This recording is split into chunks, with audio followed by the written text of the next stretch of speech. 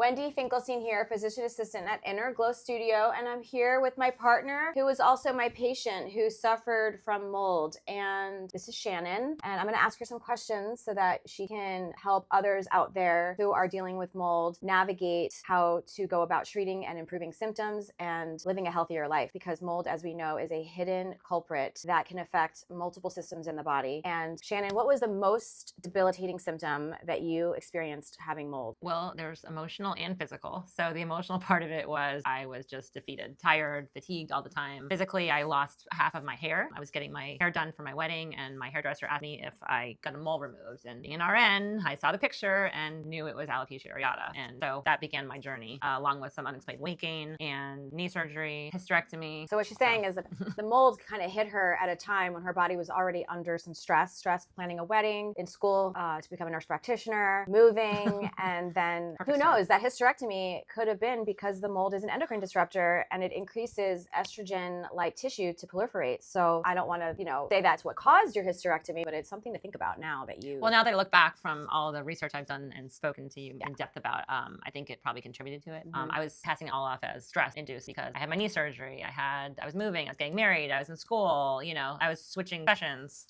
That's so sad. That must have been so hard to lose all that hair right when you... Yeah, it didn't stop. And so I went to a regular doctor, got some blood work, and he's like, oh no, you just probably have an autoimmune disease. So then I went to 2 dermatologists. They injected my head with Kenalog.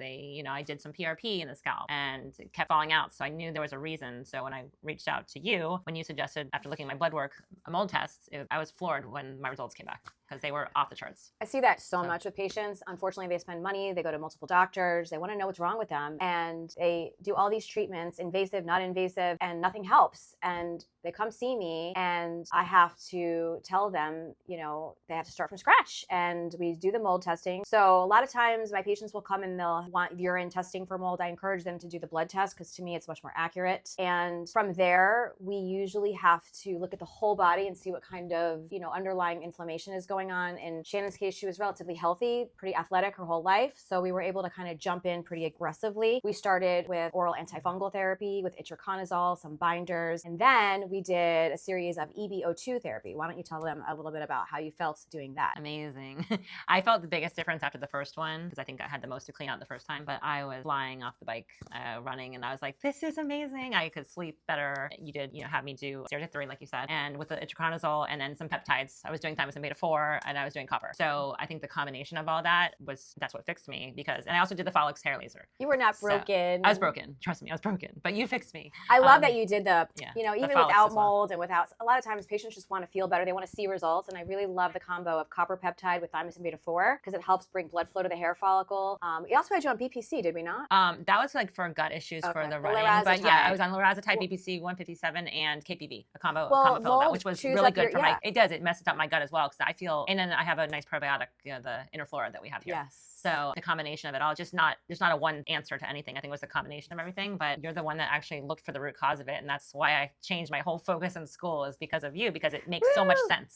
It's so interesting to look back and put the pieces together because so many times I think why standard of care misses these cases of mold is they look at one aspect. So the dermatologist just looked at the scalp and that doctor just looked at that. And I look at the whole body and I look at the whole system's biology. And, while a quick fix might have been the peptides, although that laser really helps with hair follicle rejuvenation, I have to say. Yeah, and I put the exosomes on top of it as well, and the red light bed. Right. But the root cause all along was the mold. So as we debulked her tissues from these mycotoxins, it was amazing. I mean, her hair is like it's so funny because she has these areas of where it's growing back. She calls them like little wings. My little horn. See how short that this was an area. Oh, she was completely bald. I mean, I'm sorry, her scalp. There's a big chunk there somewhere.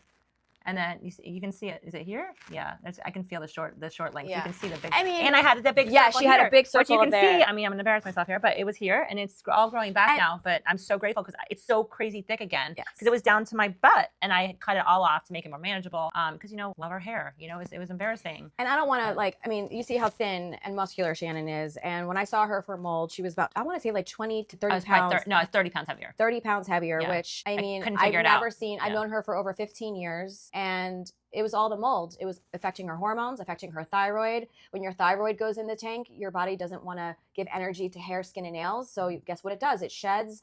Her skin on her heels of her feet were super dry. So they were cracked. We were able to, treat the mold, but we were able to put her whole body back in balance, back into what we call homeostasis, because she was really in a place where almost her thyroid, her metabolism, her endocrine system was all put off balance. So I think I'm just happy that she's a success story, that it's possible to treat mold. You don't have to treat the thyroid for just the thyroid, treat the hair loss with just lasers. You have to look beneath the surface because mold is a really bad hidden trigger. Well, it wouldn't have worked just doing one thing. And without doing the root cause, the functional medicine side of it, I never would have found out what it was because I never thought mold could cause that much damage. I really couldn't. And when I got my office tested and my house tested, we kind of figured out where it was coming from. All the strains matched up from my old office to my blood work. And, we have Julia here who had the same issues, different symptoms, but the blood work came back very similar to mine. Yeah. So it's just, you got to figure out where it's coming from and you got to either remove yourself from the situation or fix it. First rule of toxicology is remove the toxin from the patient. But unfortunately, not everybody can get out of their house, but there are ways to support the immune system, support the load that you're carrying until you can remediate. So if this speaks to any of you out there that might be suffering from mold exposure, Shannon should give you some hope that there is a light at the end of the tunnel. Lots of hope. And I definitely would send everybody to Wendy. Trust her with your life because I'm telling you, I feel better than I have in decades. So yeah, and we have a great mold protocol here. We go as slow as we need to go. We go as fast as your body can handle. Everything is personalized for you. And I think that's the key, is personalized medicine. That's the key to the future, right? That's definitely where we're going because it's not a one size fits all. So stay tuned for more information about what we offer, what we treat here at Inner Glow Studios. Wellness Inside Out. Bye. Bye. Good? Yeah, that was really good.